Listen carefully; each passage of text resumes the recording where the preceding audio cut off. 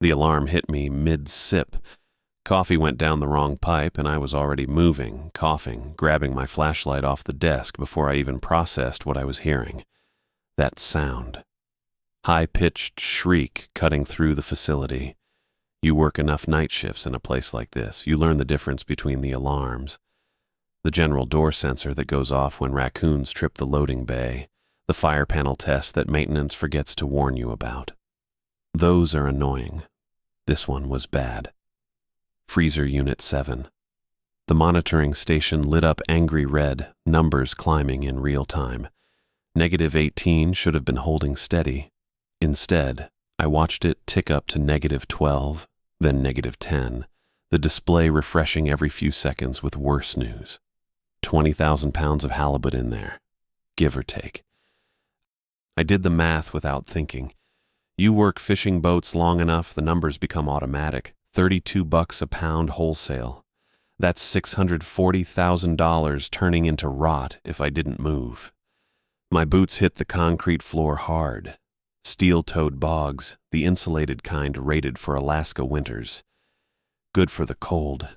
Loud as hell when you're running through an empty warehouse at nearly 3 in the morning. The facility sprawled out around me, all concrete and corrugated metal, condensation dripping from overhead pipes. My breath fogged in the ambient chill. Even the hallways stayed cold here.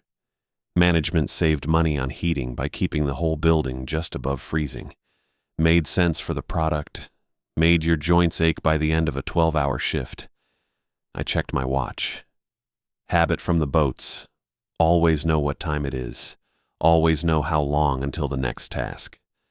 Battered Casio, the digital kind that could survive salt water and fish guts and still keep ticking. 2:47. 13 minutes. The number registered somewhere in the back of my skull even as my legs kept pumping toward Unit 7. 13 minutes until 3 o'clock. 13 minutes until that window opened up and the rules said, stay out, stay away, don't go near it no matter what you hear.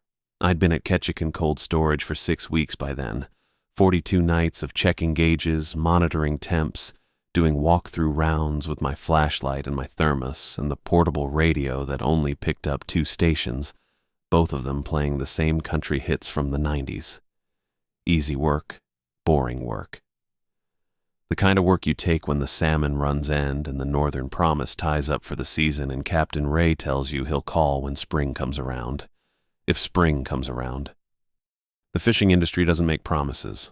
I learned that early. You work when there's work, save what you can, hope the boat you're on doesn't go under, literally or financially. The Northern Promise had been good to me for 3 seasons. Ray ran a tight ship, paid fair, didn't cut corners on safety equipment. But the runs had been thin this year, everyone feeling it. Ray's face got grimmer every time we pulled the nets. So when Michael told me about the cold storage job, I took it. My mother's place in Juneau ran $4,000 a month. Assisted living. Nice enough facility, clean rooms, staff that actually seemed to give a damn about the residents. Izzy, she'd hate me calling her that to her face, always mom or nothing. She needed the level of care they provided. Couldn't live alone anymore, couldn't manage the stairs in the old house, couldn't remember to turn off the stove, couldn't focus. The alarm was still screaming. I rounded the corner and Unit 7 loomed ahead. Massive industrial freezer.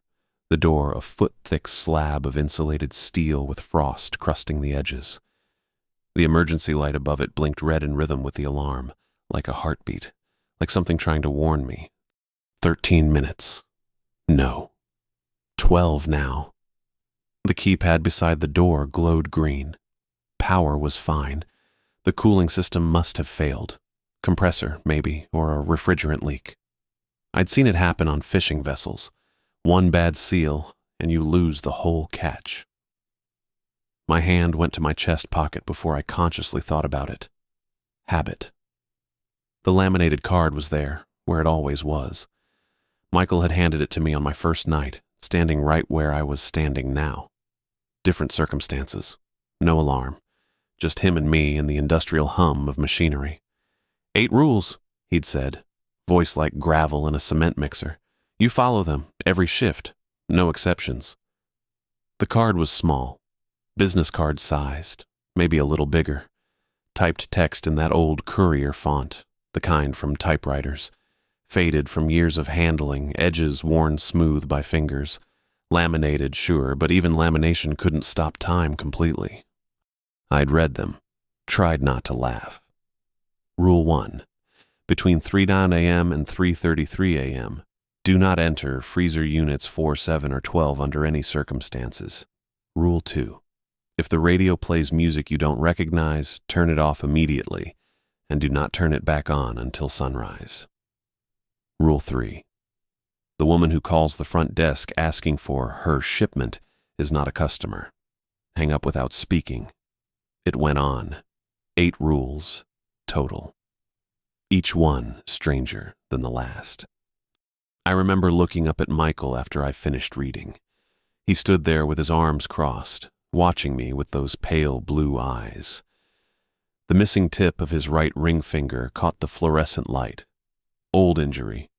Never asked about it. "This a joke?" I said. "Some kind of initiation thing?" His expression didn't change.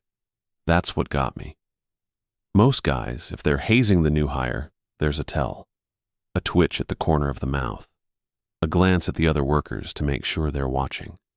Something. Michael had nothing, just that flat stare, heavy with something I couldn't name. "You think I'm joking?" It wasn't a question. I stopped, started over. Look, I've worked boats for 7 years. I've seen guys try to scare greenhorns with stories about ghost ships and sea monsters and whatever else. It's funny the first time. Gets old fast. Michael nodded slowly, like he'd expected exactly that response. "Your mother," he said. "Izzy. She's in that place in Juneau. Cedar Grove, right?" The shift caught me off guard. "How do you know about—" "Ray told me, when he recommended you for this job." Michael's voice stayed level. $4,000 a month. That's a lot. Hard to cover on deckhand wages, even good ones. This job pays better. Steady through winter. But it pays better for a reason. He tapped the laminated card with one thick finger. "You follow these rules, you'll be fine. Good money, quiet nights, no problems. You ignore them." He paused. Something flickered behind those pale eyes. "Well, we've had people ignore them before. And they're not here anymore." The way he said it, not angry, not threatening, just tired. Like he'd had this conversation too many times with too many people who didn't believe him until it was too late. I looked at the card again, the faded courier font, the specific times, the specific freezer units, the strange precision of it all. "Why?" I asked. "What happens if I break them?" Michael turned away, started walking toward the door. "Just follow the rules, Mario, that's all." He left me standing there with the card in my hand and questions he wouldn't answer. I watched him go, watched the door swing shut behind him, watched the empty facility settle into its nighttime quiet. Hazing. Had to be hazing. But his face, the way he'd looked at me, the weight behind those simple words. I'd kept the card in my pocket every shift since. Now I stood in front of Unit 7 with the alarm screaming and the temperature climbing in 12 minutes, no, 11 now, until the forbidden window opened. 11 minutes to fix whatever was wrong in there. 11 minutes before the rules said I couldn't go in, no matter what. I pulled the card out. Read Rule 1 again. The letters familiar enough now that I could see them with my eyes closed. Between 3 and A, the freezer door was open. I saw it from 20 feet out. That massive steel door, the one that took real effort to swing on its hinges, standing wide like someone had propped it for a delivery. Except there weren't any deliveries at 3 in the morning. Weren't any scheduled for days. Ice fog poured out into the corridor, thick white mist rolling along the floor, swallowing my boots as I approached. The cold hit me before I got within 10 feet. Not the normal chill you get from walking past a closed freezer. This was the deep cold, the kind that finds the gaps in your coveralls and settles into your joints. Reminded me of hauling crab pots in January, that bone-deep ache that never quite leaves you. I slowed down, raised my flashlight. The beam cut through the fog but didn't get far. Maybe 8-10 feet of visibility before the mist ate the light. Condensation already forming on my coveralls. I could feel ice crystals building on my eyebrows, my eyelashes. Each breath came out as another contribution to that rolling white cloud. Something moved in there, near the back wall.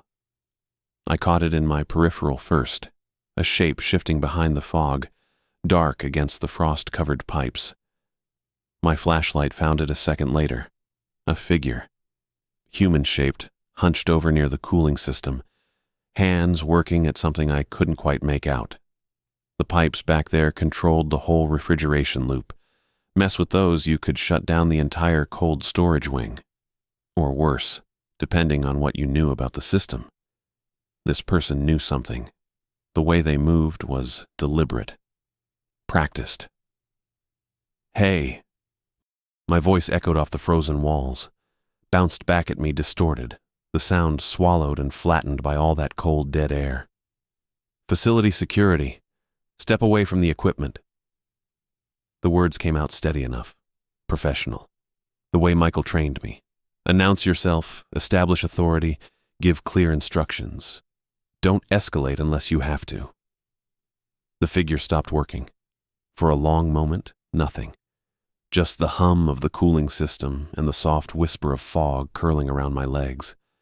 I kept my flashlight trained on that shape, watching for any sudden movement. My other hand found the radio on my belt. Not that it would do much good. Signal barely worked in the main corridors, let alone buried in the freezer. Then the figure straightened up, slowly, real slowly. The kind of slow that's deliberate, that's meant to be watched. Shoulders rolling back, spine uncurling, until they stood at full height with their backs still to me. I adjusted my grip on the flashlight. Heavy steel body, good weight. Not a weapon technically, but close enough in a pinch. The figure turned, and my stomach dropped straight through the floor. Ray Guzman. I knew that face. Knew it better than I knew most faces, actually. 3 seasons on the Northern Promise, watching him navigate storms that should have killed us all, learning to read the water the way he did. Ray had a way of making you feel safe even when the sea was trying its hardest to swallow the boat. Broad shoulders, crooked nose, that anchor tattoo on his forearm that he got in Ketchikan after his first big haul. Ray Guzman was in Anchorage. Had been for months. I'd talked to him on the phone back in October, right before I took this job. He'd told me about his sister's restaurant, how she needed help running the place after her husband's accident. Said he was hanging up his sea legs for a while, maybe for good. But here he was, standing in a freezer at 2:50-something in the morning, 300 miles from where he was supposed to be. "Mario!" His voice, that same booming captain's voice that could cut through a gale. "Didn't expect to see you here." My flashlight beam wavered. I steadied it. "Ray? How did you get in here?" He took a step toward me. The fog parted around his legs, swirled in his wake. Something about the way he moved wasn't quite right. Too smooth, maybe. Ray had a hitch in his step from an old knee injury. Got it tangled in a winch line back in '98. This version of Ray walked like his joints had never known pain. "Came to check on you." Another step. "Heard you were working nights out here. Wanted to make sure you were doing okay." At 3 in the morning, in the freezer, he smiled, and that's when I knew. Too many teeth. Way too many teeth. Ray's smile had a gap on the left side where he'd lost a molar to a flying gaff hook. This smile was full. Complete. And it kept going. The corners of his mouth stretching just a fraction wider than a mouth should stretch. "You look good, Mario. Healthy. The work suits you." I took a step back, Automatic. Couldn't help it. My flashlight beam caught his eyes. They reflected. Not the way human eyes catch light in a photo, that red-eye flash you get sometimes. This was different. This was the gleam you see when you catch a coyote in your headlights, or a cat under the porch at night. That tapetum lucidum shine, the thing that lets predators see in the dark. Humans don't have that. Humans shouldn't have that. Ray. My voice came out thin, barely more than a whisper. What happened to you? That smile widened another fraction. Nothing happened. I'm right here, same as always. He took another step forward. I matched it with a step back. The fog swirled between us, thick and white and cold enough to hurt. My left hand found my watch, tilted my wrist just enough to see the face without taking my eyes off. Off whatever this was. 2:58. 2 minutes. I had 2 minutes before 3 o'clock. Before the forbidden hour started and all the rules kicked in. The ones about staying in the security office, the ones about not responding to voices in the halls, the ones about the cameras and the shapes and the things that happened between 3 and 4 in the morning. 2 minutes, and I was standing in an open freezer with something that wore Ray Guzman's face. My pulse kicked up. I could feel it in my throat, my temples, the tips of my fingers, that cold fight-or-flight surge that floods your system when your brain finally catches up with what your body already knows. This wasn't Ray. Ray was in Anchorage. Ray was helping his sister. Ray was 300 miles away, living a normal life with normal teeth and normal eyes that didn't shine in the dark. This thing stepped closer again. The fog parted for it, welcomed it. "Why don't you come on in?" it said, gesturing toward the back of the freezer with one hand. "Got something I want to show you. Won't take long." 2:58, maybe 2:59 by now. The second hand on my watch was a slow crawl toward the inevitable. The rules said I needed to be in the security office before 3. The rules said I couldn't be in the halls, couldn't be anywhere but that small locked room with the monitors and the coffee maker and the reinforced door. The rules said nothing about freezers, nothing about old friends who shouldn't be here, nothing about what to do when something smiles at you with a mouthful of wrong. But I knew. Some part of me, the same part that learned to read the sea and feel a storm coming 3 hours before it hit, that part knew exactly what this was, and it knew I had less than 2 minutes to get out. The thing wearing Ray's face opened its mouth, and 3 voices came out at once. I don't know how else to describe it. The sound hit my ears wrong, like listening to a recording played over itself with the track slightly offset. Ray's voice was in there, that gravelly tone I remembered from countless early mornings on the Northern Promise, him calling out orders while we hauled in the catch. But underneath it, woven through it, something else. Something that buzzed at the edge of hearing. Made my teeth ache. Compressor valves acting up again. The Ray thing said. Its lips moved a half-second behind the words. "You know how finicky that old Copeland unit gets. Need another set of hands to adjust the bypass." My legs had stopped working, frozen in place like the products surrounding us. My boots locked to that frost-slicked floor. The flashlight beam trembled in my grip. Mario. The way it said my name. God, it was perfect. That slight upward inflection Ray always had. The familiar weight of someone who'd known me for years. "Come on, kid. We've done this dance before. Remember that night off Astoria? Bilge pump failed and we had to jury-rig the whole thing?" I remembered. February, 2 years back. Storm coming in fast and the pump giving up the ghost. Ray and I worked shoulder to shoulder for 3 hours straight, hands numb, waves trying to throw us off our feet. We got it working again, limped into port just ahead of the worst of it. The creature smiled with Ray's mouth. "You trust me," it said. Not a question, a statement. Like it was reading the facts straight out of my skull. "Always have. I taught you half of what you know about keeping machinery running, so come over here and help me with this valve. We'll have it sorted in 5 minutes." the words made sense. They did. Standing there in that freezing fog, my brain tried to latch onto the logic of it. Compressor issues weren't unusual. Ray had worked facilities like this before. I'd heard him mention it once, back when we were still running crab pots together. And the tone, that easy confidence, the assumption that of course I'd help, because that's what crew did for each other. My hand started to lower the flashlight. Then I saw the shadow. It took me a second to process what was wrong.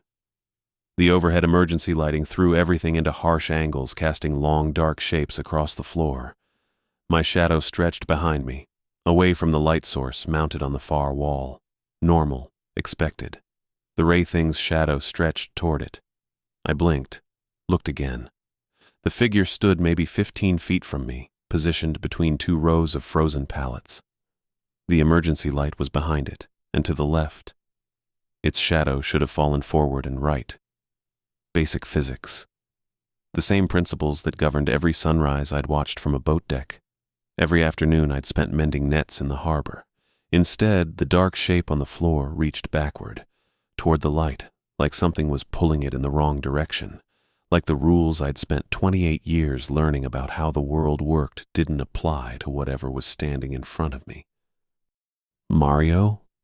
The layered voice again, concerned now.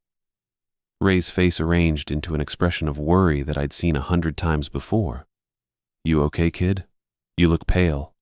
Come on, let's get this done and get you back to the office. Make some fresh coffee. My feet unlocked. I took a step backward. The Ray Thing's expression flickered, just for an instant. Something else underneath the concern, something cold and patient and hungry. Then Ray's face was back, the worry deepening. Hey, where are you going? The valve's this way. Another step. My heel caught on a ridge of ice and I nearly went down. Caught myself on a pallet, the frozen surface burning through my work glove. The flashlight beam swung wild for a second before I got it steady again. I have to... My voice came out wrong, thin and cracked. I swallowed, tried again. I have to check something, in the office. The office can wait. The thing took a step toward me. Its movements were smooth, too smooth. Ray had a bad knee from an accident back in '09, walked with a slight hitch that he'd never quite shaken. This version moved like it was gliding. The compressor can't.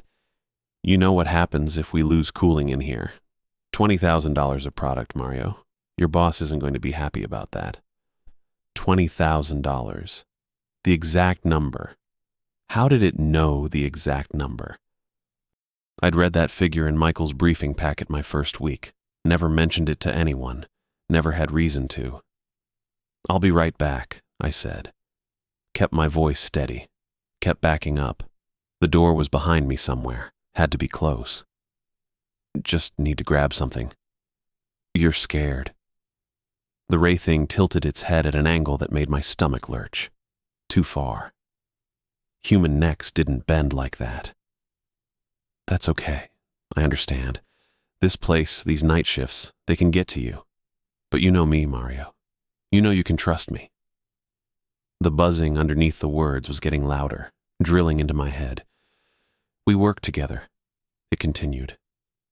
We kept each other alive when the sea tried to take us. That means something. That's a bond. So come over here and help me with this valve and everything will be fine. My back hit the door. The cold steel pressed against my spine through my coveralls. I fumbled behind me, found the handle. The Ray Thing watched me with eyes that caught the emergency light wrong, reflecting it back in colors I couldn't name. Mario. I glanced at my watch. 2:59. 1 minute. Don't do this, the thing said.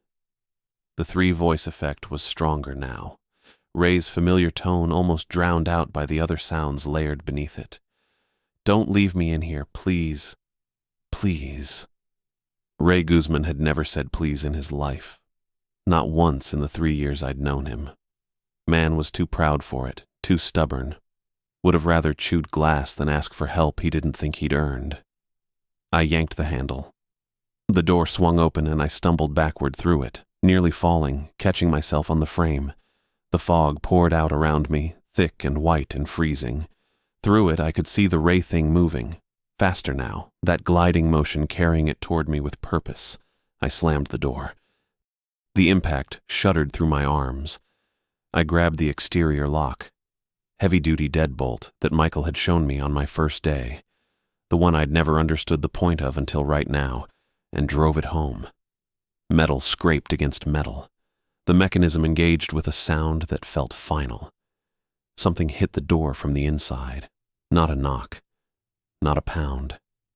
A pressure, like the whole freezer was pushing outward. The steel groaned, held. I backed away until I hit the opposite wall of the corridor, slid down it until I was sitting on the cold concrete floor, knees drawn up, flashlight clutched in both hands.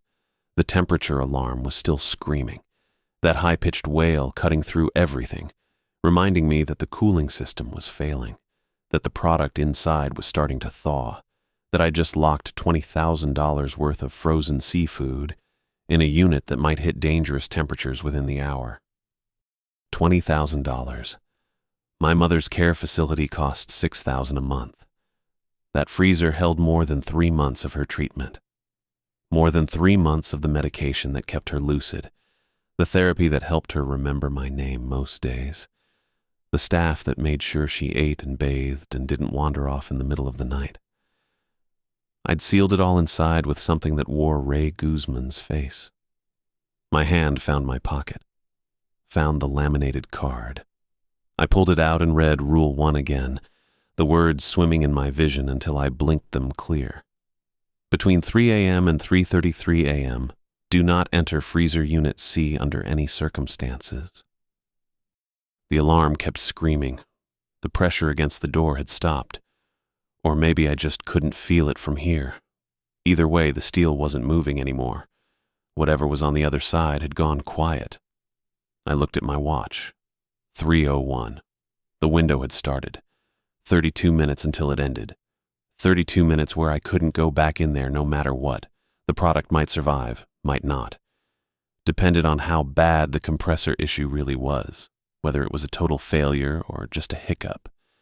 Michael would have answers in the morning. Explanations. Probably a write-up for my file, maybe worse. But I was still sitting here. Still breathing. Still myself. I'd spent 4 years on fishing boats learning to trust my instincts. Learning that the sea would kill you the moment you ignored the signs it was sending. A good deckhand paid attention. A good deckhand survived. The rules were explicit. Someone had written them for a reason. Someone who knew what happened between 3 and 3:33, who understood what lived in freezer unit C during those minutes. I chose to trust them. Over $20,000. Over 3 months of my mother's care. Over everything I thought I knew about shadows and light and the faces of old friends. I sat there in that corridor with the alarm screaming overhead and the laminated card clutched in my frozen fingers, and I waited for the window to close. The first impact came maybe 30 seconds after the door sealed. I was still standing there in the corridor, my breath coming out in clouds, the laminated card gripped so tight my knuckles had gone white. Part of me was waiting for, I don't know, some kind of confirmation that I'd done the right thing, that locking that door had been the correct call. What I got instead was a sound that'll stay with me until the day I die. Metal screaming. That's the only way I can put it. The freezer door buckled outward, the steel bowing like something had hit it with a battering ram. Frost that had built up around the frame cracked and fell in sheets, shattering against the concrete floor. The impact echoed through the corridor, bounced off the walls, filled every inch of space with violence. This wasn't knocking. The rules had warned about knocking. Polite knocking, they'd said. Rhythmic patterns. Something designed to make you think a colleague needed help. This was rage given form. Pure, undiluted fury hammering against that door with enough force to warp industrial steel. The second impact came before I could move. The door bowed again, further this time, and I saw the hinges strain against their bolts. Whoever had designed this freezer had built it to last. Commercial grade, meant to handle decades of use and abuse. But they hadn't built it for this. Nobody builds for this. I backed up 3 steps, then 5. My boots scraped against the frost-slicked floor and I nearly went down, caught myself on the wall with my free hand. The cold bit through my glove, but I barely felt it. Every nerve in my body was focused on that door, on the shape of it warping outward with each blow. Boom. More frost cracked, fell. The sound of it hitting the floor was almost delicate compared to the violence above. Boom. I thought about the thickness of that steel. 4 inches, maybe 5. The kind of door you'd find on a bank vault, designed to maintain temperature integrity no matter what. I'd seen these units take a forklift collision and barely dent. Boom. The center of the door was starting to show a visible bulge now, like something pressing against a membrane, like something trying to birth itself through solid metal. I ran. The break room was maybe 200 feet from Freezer Unit 7, far enough that the impacts became muffled, not far enough that I couldn't feel them through the floor. I slammed the door behind me and stood there for a second, chest heaving, trying to get my thoughts in order. The fluorescent lights buzzed overhead. That same 60 hertz hum I'd heard every night for 3 months. The coffee maker sat on the counter, half a pot still warm from when I'd made it hours ago. Everything looked normal. Mundane. The kind of room where you ate a sandwich and complained about the weather. But I could feel the impacts. Every few seconds, a tremor running through the concrete, through my boots, up into my bones. I pulled out the laminated card. My hands were shaking bad enough that I had to flatten it against the table to read it. The words swam for a second before settling into focus. Rule 1. The window. 3 to 4 a.m. Don't enter, don't acknowledge, don't engage. Rule 2. Temperature fluctuations. Stay away from affected units. Rule 3. The knocking. If you hear knocking from inside any storage unit during the forbidden window, do not investigate. Do not respond. The sound is designed to elicit a rescue response. There is nothing inside that requires rescue. I stared at that last line. Read it again. There is nothing inside that requires rescue. Another impact shook the floor. Distant but present. Insistent. Whatever was in there, it wasn't knocking anymore. It had given up on pretense. Given up on trying to trick me into opening that door. Now it was just trying to break through. And I checked my watch, squinting at the face in the fluorescent light. 47 minutes until the window closed. 47 minutes. I sank into one of the plastic chairs and put my head in my hands. Time moves different when you're scared. I learned that on the water. Storms that felt like they lasted days when they were really just a few hours. Moments of crisis that stretched into eternities. Your brain does something to the clock when it thinks you might die. Slows everything down so you can process, react, survive. This was the opposite. Every time I checked my watch, expecting 10 minutes to have passed, it had been 2. Sometimes less. The seconds crawled by like they were wading through mud, each one taking forever to tick over into the next. And the whole time, that pounding continued. It wasn't constant. That was almost worse. If it had been steady, rhythmic, I could have tuned it out, made it background noise. But it came in bursts. 3 or 4 massive impacts. Then silence. Just long enough for me to start hoping it had stopped. Just long enough for my shoulders to drop a fraction of an inch. Then it would start again. I tried to think about other things. Izzy.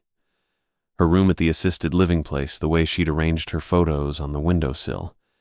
The check I'd be able to send her next week. The look on her face when I'd told her I got this job. How she'd squeezed my hand and said she was proud of me. Boom. Boom. Boom. I thought about the Northern Promise. the way Ray used to stand at the helm during rough weather, feet planted wide, reading the waves like sheet music. The smell of diesel and salt.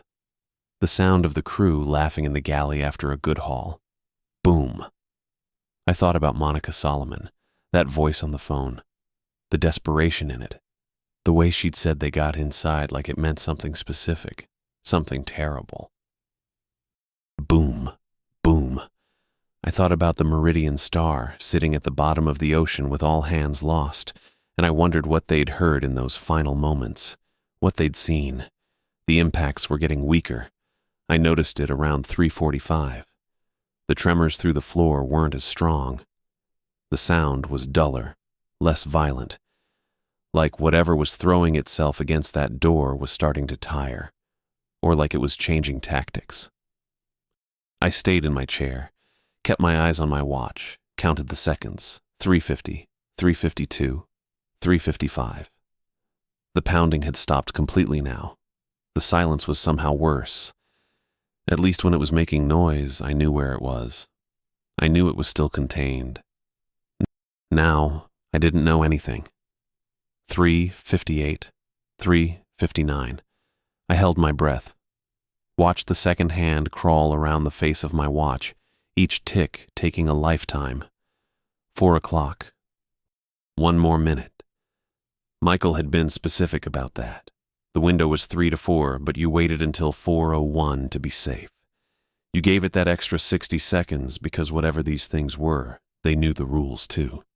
They'd try to catch you in the gap. 4 o'clock and 30 seconds. 45 seconds. 4:01. The silence was absolute. I sat there in the break room, listening to nothing. The fluorescent lights still buzzed. The coffee maker still gurgled occasionally as it kept the pot warm. But underneath those small sounds, there was nothing. No impacts, no tremors, no sense of presence or pressure or rage. Just empty space. I didn't move for a long time. Couldn't really. My body had locked up somewhere in the last hour, muscles frozen in a state of perpetual readiness. Fight or flight, except I'd done neither. I'd just sat there and waited and prayed that the rules would hold. They'd held, at least I thought they had. The card was still on the table in front of me. I looked at it again, at the neat typed lines, at the matter-of-fact language describing impossible things. Whoever had written this, Michael or someone before him, they'd known. They'd understood what happened in this facility during certain hours, and they'd figured out the rules, the logic, the patterns that kept you alive. I owed them my life. Probably. But I still had to check. The thought sat in my stomach like a stone. I couldn't just stay in the break room until my shift ended. Couldn't pretend the last hour hadn't happened. There was a freezer unit out there that might be damaged, might be compromised, might be... I didn't let myself finish that thought. I stood up. My legs felt weak, shaky, like I'd just run a marathon. The laminated card went back in my pocket. I grabbed my flashlight from where I'd set it on the table, tested the beam against my palm. Still working. Small mercies. The corridor outside the break room was empty, silent. The emergency lights had clicked off at some point, replaced by the normal fluorescent strips. Everything looked exactly the way it had when I'd started my shift hours ago. Except it didn't. Not really. There was something different in the air, a quality I couldn't name. Like the space itself remembered what had happened and was holding its breath. I walked toward Freezer Unit 7. The door was closed. I stopped maybe 30 feet away, staring at it. The massive steel door that had been bowing outward with each impact, that had looked ready to tear off its hinges. It was sealed, flush with the frame. Frost already forming around the edges again like nothing had happened. But I could see the marks, dense in the metal, shallow but visible, a pattern of impacts that traced the outline of the violence I'd witnessed. The center of the door had a slight convexity to it now, a permanent warp that would probably need to be repaired. Evidence, proof that I hadn't imagined it. I approached, slowly, one step at a time. My flashlight beam played across the door, picking out details. The frost on the floor where sheets of ice had cracked and fallen. The way the hinges sat slightly crooked in their housing. The temperature readout on the wall panel. I stopped, looked at that readout again. -18 degrees Celsius. Exactly where it should be. Exactly where it had been before the alarm went off, before any of this started. The system was showing green across the board. No fluctuations, no warnings, no indication that anything had gone wrong. That was impossible. I'd seen the readings earlier, the temperature spike, the red warnings flashing on every panel. Something had changed inside that unit. Something significant enough to trigger a facility-wide alarm. Now it showed normal, like the system had repaired itself, like whatever had caused the spike had simply stopped, or been contained, or I didn't want to think about what else it might mean. My hand was on the door handle before I consciously decided to move. The metal was cold through my glove, cold enough that I could feel it seeping into my palm, into my bones. I stood there for a long moment, gripping that handle, staring at the door that had tried to tear itself apart an hour ago. The rules didn't say anything about after the window closed. They just said don't enter during, don't acknowledge, don't engage. It was 4:07 now. The window was closed. The rules should apply differently. Should. I tightened my grip on the handle, took a breath, steadied myself, and pulled. The door swung open easier than it should have. That was my first thought. After all that pounding, that relentless assault against the steel, I expected resistance, damage, something jammed or bent or broken. But the handle moved smooth in my grip and the door swept inward on its hinges, letting out a breath of frozen air that hit my face and made my eyes water. I stood there on the threshold, didn't move forward, just looked. The halibuts sat in their frozen rows, same as they had when I'd walked through earlier. Massive white slabs laid out on pallets, their skin crusted with ice crystals, their dead eyes staring at nothing. I counted the rows without meaning to. 6 across, 8 deep. Standard arrangement. Nothing disturbed. The fluorescent tubes hummed overhead, casting that flat industrial light that made everything look like a photograph. No shadows moving, no shapes lurking between the stacks, just the fish and the cold and the endless white of frost covering every surface. I stepped inside. My boots crunched on the floor, ice under rubber. That familiar sound of walking through a freezer in winter, except now it carried a different weight. Every footfall felt deliberate. Every echo felt like an announcement. Here I am. Came back in. Hope you're gone. The temperature wrapped around me. -10, maybe colder. The kind of cold that finds every gap in your coveralls, every exposed inch of skin, and starts working on it immediately. I'd spent enough winters on deck to know how fast frostbite could set in when you weren't paying attention. 30 minutes with wet gloves and you'd lose feeling in your fingers. An hour and you might not get it back. I scanned the space, methodical. The way you check a hold after rough seas to make sure nothing shifted. Walls first. Smooth white panels, no marks, no scratches, no sign that anything had been slamming against them from the inside. Then the ceiling, pipes and fixtures all intact. Then the floor. The floor. I stopped walking. 3 feet from the entrance, carved into the frost coating the concrete, were 2 words. Each letter stretched maybe 3 feet tall, gouged deep enough that I could see the gray surface underneath. The edges were clean, precise, not scratched out in a frenzy, but drawn with deliberate care. She's coming. I read it twice, 3 times. My brain kept trying to make it say something else, something that made sense in the context of a normal night at a fish processing facility. Vandalism. A prank from one of the day shift guys. someone's idea of a joke. But I knew it wasn't. The frost was already trying to reclaim the letters, new crystals forming at the edges. In an hour, maybe two, the message would be buried again, hidden under a fresh layer of white. She's coming. Who?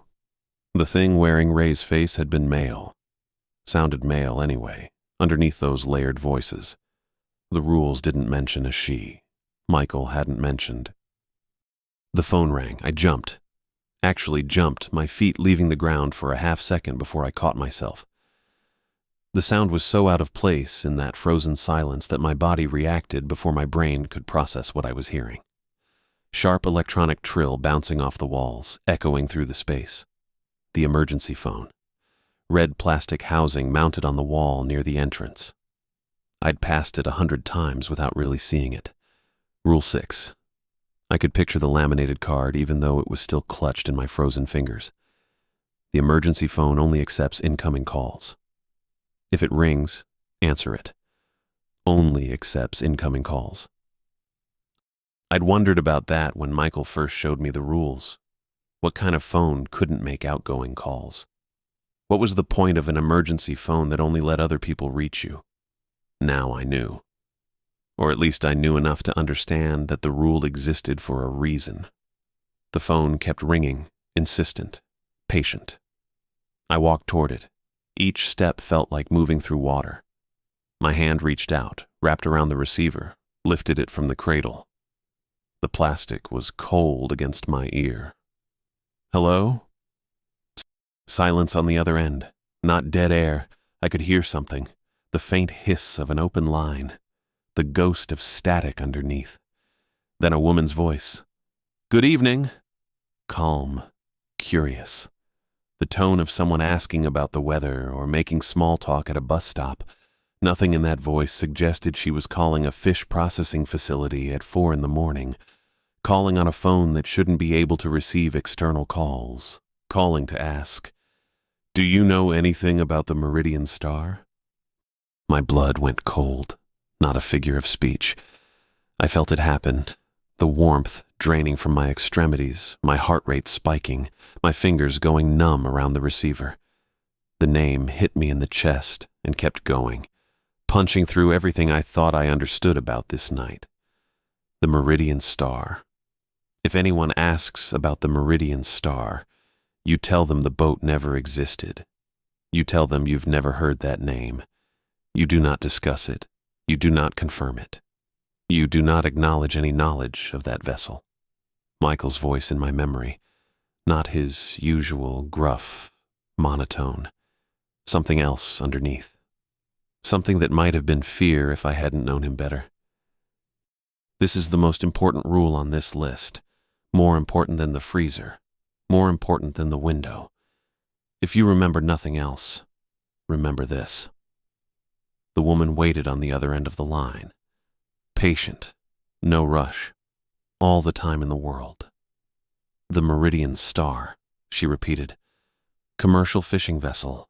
Went missing in 2019. Surely you've heard something.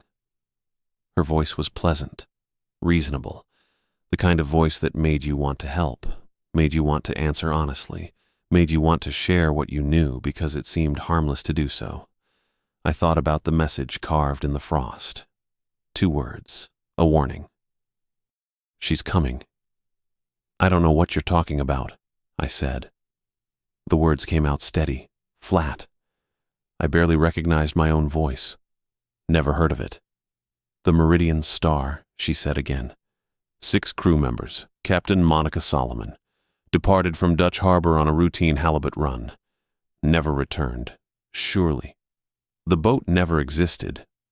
I said it louder than I meant to. The words echoed in the freezer, bouncing off the walls and coming back to me. The halibut stared with their dead eyes. The frost kept spreading over the message on the floor. Never existed, I repeated, quieter now. I've never heard that name. I don't know anything about any boat called the Meridian Star. Silence on the line. 1 second. 2. 5. The static hissed in my ear. I could feel my pulse in my temples, feel the cold seeping through my coveralls, feel the weight of the receiver in my grip. Part of me wanted to hang up, just slam it back on the cradle and walk away. But something held me there. Some instinct that said breaking the connection before she was finished would be worse than waiting. When she spoke again, her tone had changed. "You're learning." Something in those two words. Not quite approval, not quite praise. Something older. Something that had been testing me and found the results acceptable. "That's good," she continued. "Most of them don't learn fast enough." I opened my mouth, wanted to ask what that meant. Who else she'd called? What happened to the ones who answered wrong? The line went dead. Just like that. No click, no disconnect tone. One moment her voice was there, and the next there was nothing but silence. The kind of silence that feels like a presence all on its own. I stood there with the receiver pressed against my ear, listening to nothing, trying to make sense of what had just happened. She's coming.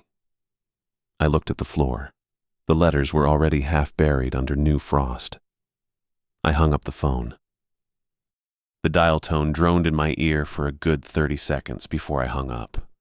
I stood there in the corridor with the receiver still warm against my palm, staring at the frost on the floor. The letters were disappearing fast now, the facility's heating system doing its job, circulating warm air through the vents overhead, melting the evidence of whatever had just happened. In another minute or two, there wouldn't be anything left. Just wet concrete. Just a floor like any other floor. She's coming. I didn't know what that meant. Part of me didn't want to know. I checked the call log. The phone system at Ketchikan Cold Storage wasn't anything fancy, an old Panasonic unit that had probably been installed sometime in the early 90s, the kind with a small LCD screen that showed incoming numbers in green text. I'd used it maybe a dozen times since I started working here, mostly to call Michael when something came up that wasn't in the manual. The screen showed the last 5 calls. Outgoing to Michael's cell at 11:42 the night before. Outgoing to the main office at 9:15 3 days ago.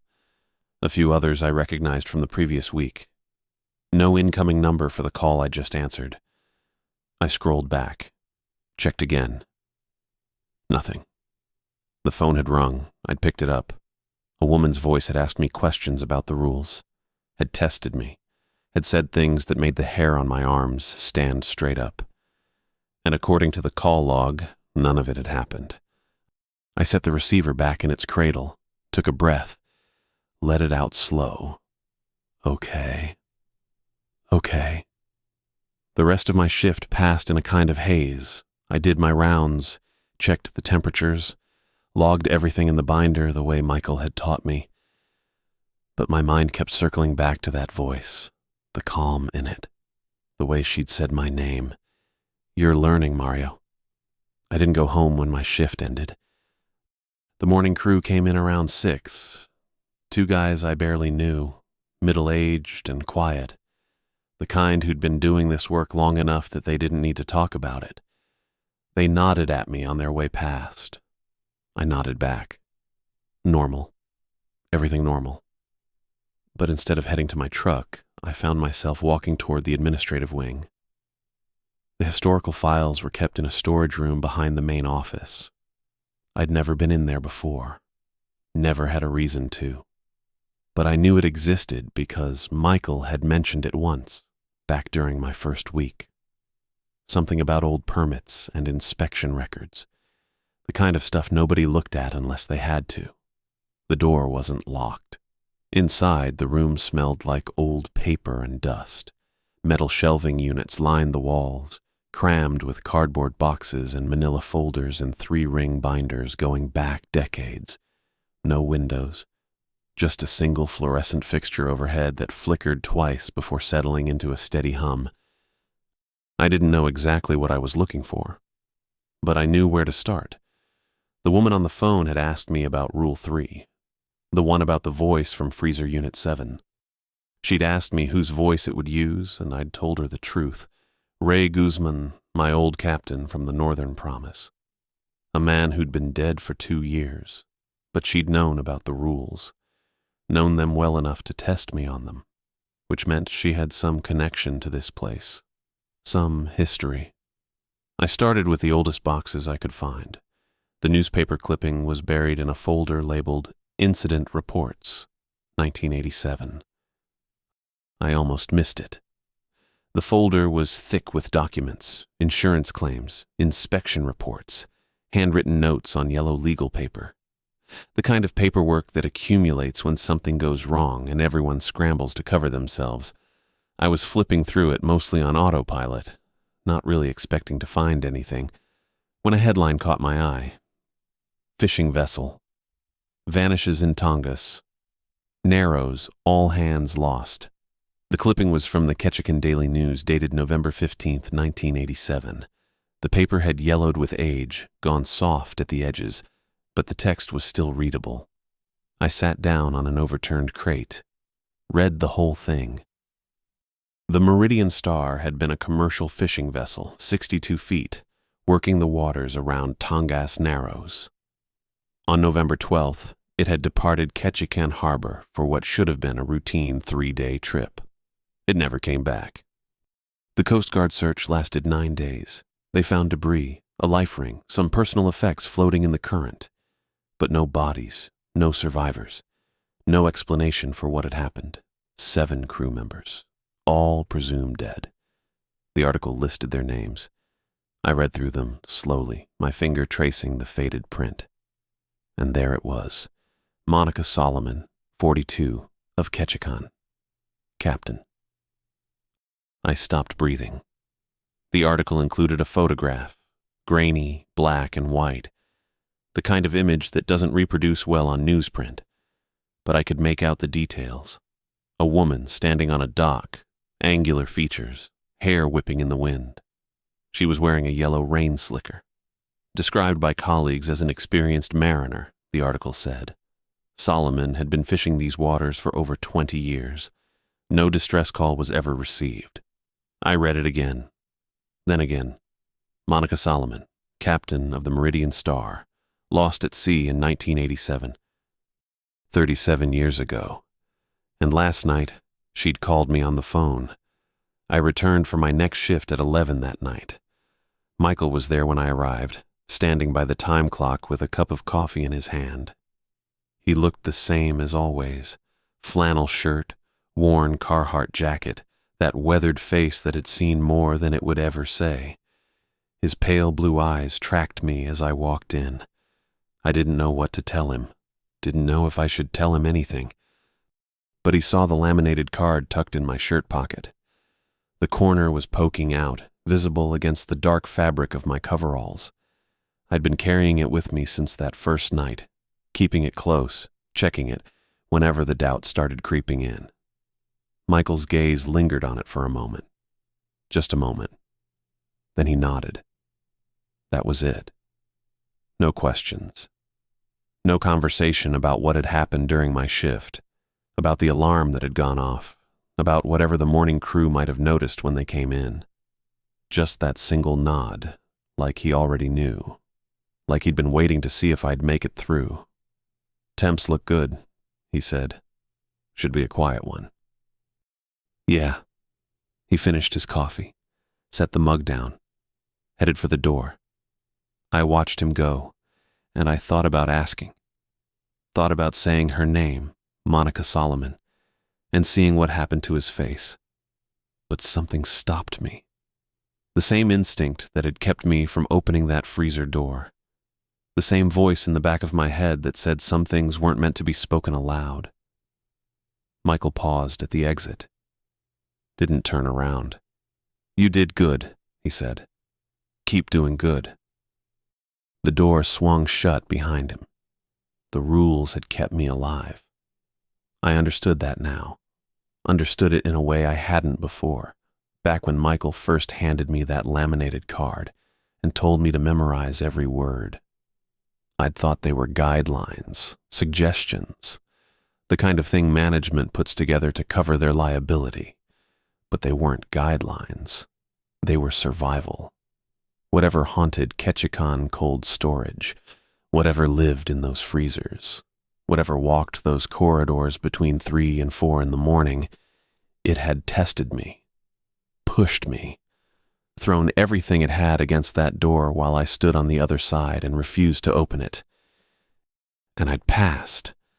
I didn't know what that meant exactly, didn't know if worthy was the right word, but I was still here, still breathing, still showing up for my shifts, and doing my rounds and sending money home to Mom every 2 weeks. That was enough. It had to be enough. I still heard the pounding sometimes. Not every night, maybe once a week, sometimes less. But on certain shifts, the ones where the fog rolled in thick off the water, where the temperature dropped just a few degrees lower than it should, I'd be walking past Freezer Unit 7 and I'd hear it. That same rhythm. Slow at first, then faster. The metal would groan under the force of it, the door shuddering in its frame, and I'd feel that pull in my chest, that urge to investigate, to find out what was really in there, what was making that sound, what wanted so badly to get out. I didn't go. I'd stop in the corridor, check my watch, confirm it was inside the window. Because it was always inside the window, always between 3 and 4, always exactly when the rules said it would happen, and then I'd turn around and walk the other way. The pounding would continue behind me, sometimes for minutes, sometimes longer. I learned not to listen. There's a thing that happens when you work a job long enough. You stop asking why.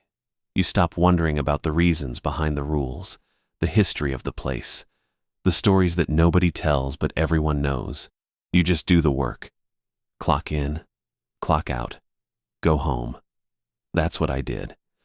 I filed the newspaper clipping back where I found it, put the folder in the box, put the box back on the shelf, turned off the light in the storage room, and walked away. Monica Solomon had been dead for 37 years. Her ship had vanished with all hands in waters I'd fished myself, waters I knew, waters that could swallow a vessel whole and never give it back.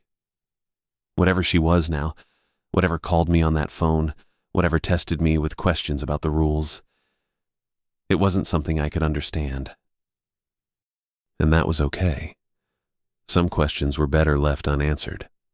I learned that lesson in a corridor at 3 in the morning, with frost on the floor and a woman's voice in my ear. I learned it watching letters melt into nothing, watching evidence disappear, watching the call log show an empty space where a conversation should have been. I learned it, and I didn't forget. Mom's bills kept coming. The facility kept running. The rules kept working. And I kept showing up.